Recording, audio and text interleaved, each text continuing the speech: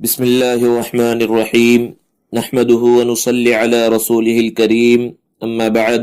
آج تراویح میں سورہ ضحیٰ سے سورہ ناس تک تلاوت کیا گیا۔ سورہ ضحیٰ میں اللہ رب العزت نے نبی کریم صلی اللہ علیہ وسلم کے مقام اور مرتبے کو بیان فرمایا ہے۔ آپ پر جو احسانات فرمائے اس کا تذکرہ اللہ رب العزت نے فرمایا اور ارشاد فرمایا وَلَسَوْفَ يُعْطِيكَ رَبُّكَ فَتَرْضَىٰ کہ اللہ رب العزت آپ کو اتنا عطا کرے گا کہ آپ خوش ہو جائیں گے۔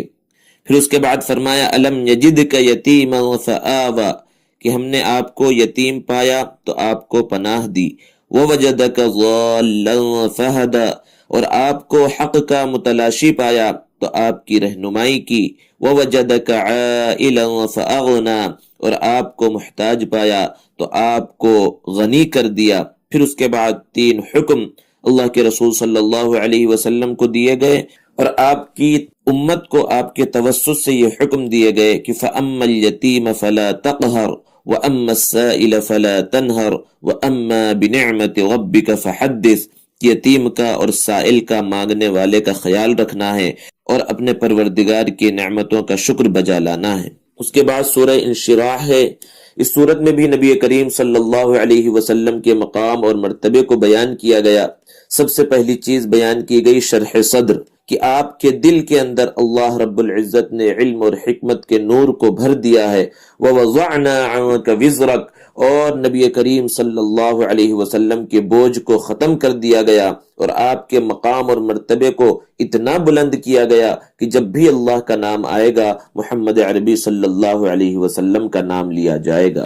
اس کے بعد سورہ 3 ہے۔ اس میں اللہ رب العزت نے تین اور زیتون یعنی انجیر کی اور زیتون کی اور طور سینا کی قسم کھائی اور پھر شہر امین یعنی مکہ المکرمہ کی قسم کھائی اور انسان کے بارے میں بیان فرمایا لقد خلقنا الانسان فی احسن تقویم کہ ہم نے انسان کو بہترین انداز میں بہترین سانچے میں پیدا کیا ہے، لیکن یہ انسان دنیا کے اندر جا کر غلط کاموں کے اندر مبتلا ہو جاتا ہے تو پھر وہ جہنم کا حقدار بن جاتا ہے اور جو نیک لوگ ہوتے ہیں انہیں جنت الفردوس میں داخل کیا جائے گا۔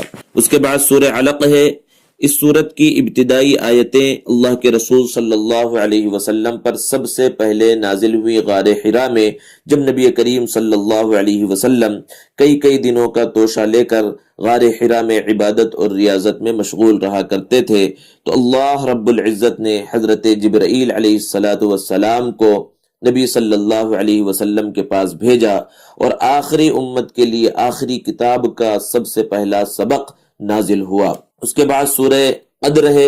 اس سورت کے اندر اللہ رب العزت نے نزول قرآن کا تذکرہ فرمایا کہ ہم نے اس قرآن مجید کو لیلۃ القدر میں شب قدر میں نازل کیا ہے۔ اس سے مراد یہ ہے کہ قرآن مجید کے آغاز جو ہوا ہے وہ شب قدر میں ہوا اور مفسرین نے بیان فرمایا کہ لوح محفوظ سے آسمان دنیا تک پورا قرآن مجید ایک بار لیلۃ القدر کے اندر نازل کیا گیا اور پھر 23 سالوں کے اندر وقتاً فوقتاً جتنی ضرورت محسوس کی گئی اللہ کے رسول صلی اللہ علیہ وسلم پر قرآن نازل کیا جاتا رہا۔ اس کے بعد سورہ بینہ ہے۔ اس سورت کے اندر اللہ رب العزت نے اہل کتاب کا اور مشرکین کا تذکرہ فرمایا۔ اہل کتاب نبی صلی اللہ علیہ وسلم کا انتظار کر رہے تھے اور ان کا یہ خیال تھا کہ وہ بنی اسرائیل میں سے ہوں گے، لیکن جب نبی صلی اللہ علیہ وسلم کی ولادت بسعادت بنی اسماعیل میں ہوئی تو آپ پر ایمان لانے کے بجائے وہ آپ کے دشمن بن گئے۔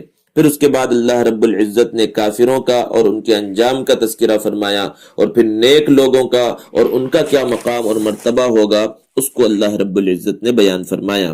اس کے بعد سورہ زلزال ہے اور یہ مدنی صورت ہے۔ اگرچہ یہ مدنی صورت ہے لیکن اس کا مضمون مکی صورتوں کی طرح ہے۔ اللہ رب العزت نے بیان فرمایا کہ قیامت کے دن حال کیا ہوگا، زمین اپنی خبروں کو بیان کرے گی، یومئذ تحدث اخبارہا، یہ زمین جہاں پر انسان نے کچھ بھی اعمال کیے اچھے یا برے یہ زمین گواہی دے گی۔ اس کے بعد سورہ عادیات ہے۔ اس سورت میں اللہ رب العزت نے چند قسمیں کھانے کے بعد ارشاد فرمایا ان الانسان لربہ لکنود کہ بے شک انسان اپنے رب کا بہت بڑا ناشکرا ہے۔ پھر اس کے بعد سورہ قارعہ ہے۔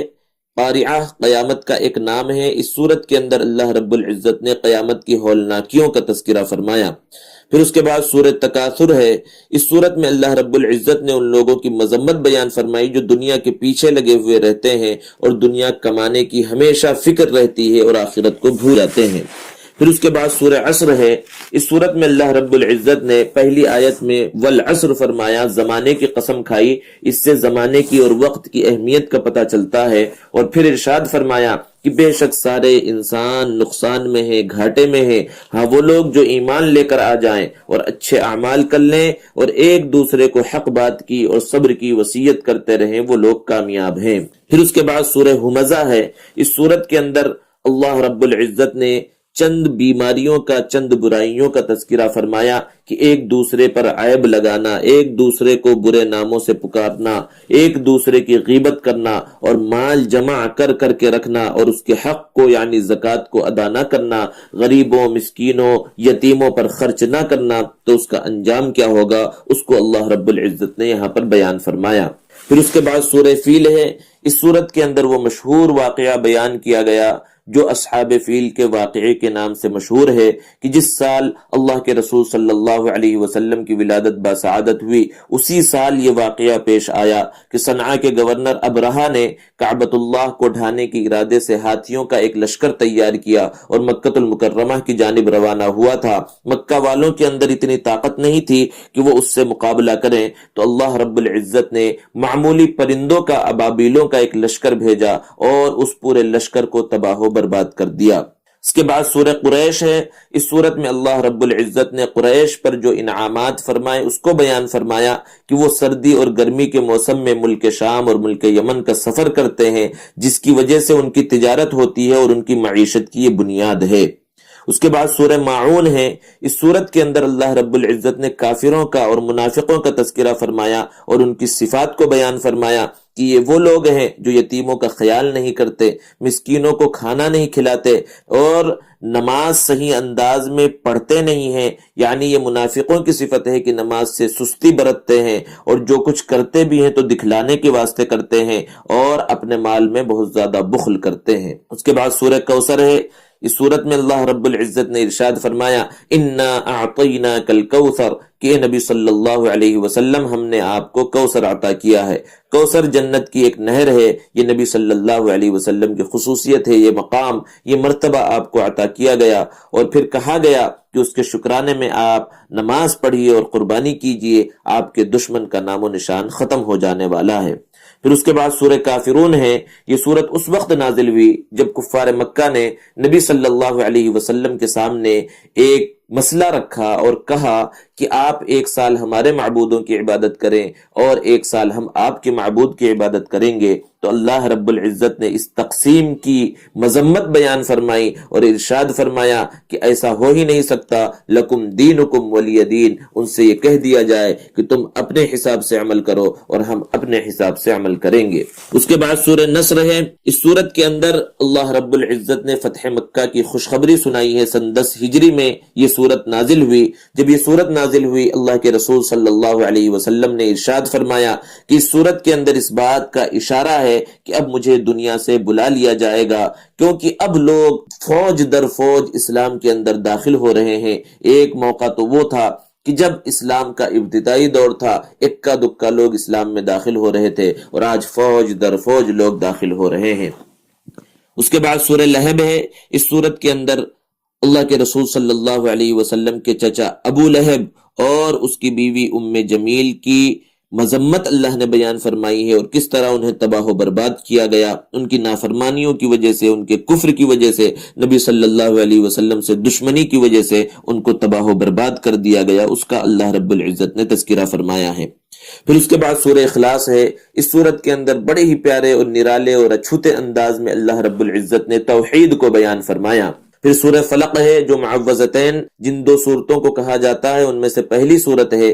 اس کے اندر اللہ رب العزت نے ارشاد فرمایا کہ کس طرح کن کن چیزوں سے پناہ مانگنی چاہیے، مخلوق کے شر سے، اندھیرے کے شر سے، گروہوں پر دم کرنے والیوں کے شر سے اور حسد کے شر سے انسان کو پناہ چاہنی چاہیے۔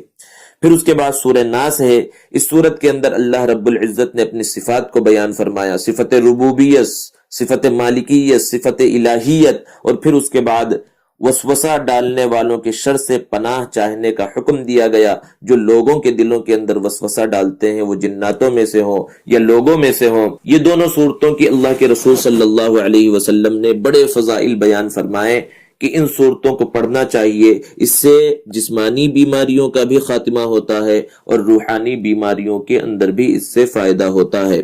اللہ رب العزت کا فضل ہے، اللہ کا شکر ہے کہ رمضان کی 1 تاریخ کو تفسیر قرآن کا جو آغاز کیا گیا تھا، جو سلسلہ شروع ہوا تھا، آج وہ اپنے اختتام پر پہنچا. یہ مختصر انداز میں جو تفسیر کی جا رہی تھی، یہ نہ تو مفصل تفسیر تھی اور نہ مختصر تفسیر تھی، بلکہ یہ قرآن مجید کے مضامین کی ایک ہلکی سی جھلک تھی، اور مقصد یہ تھا کہ لوگوں کے دلوں کے اندر رغبت پیدا کی جائے کہ وہ قرآن مجید کی تفسیر پڑھیں، قرآن مجید کو سیکھنے کی کوشش کریں. پروردگار عالم ہمیں اس قرآن مجید میں کہنا کیا چاہ رہا ہے اس کو سمجھ کر پڑھنے کی کوشش کریں.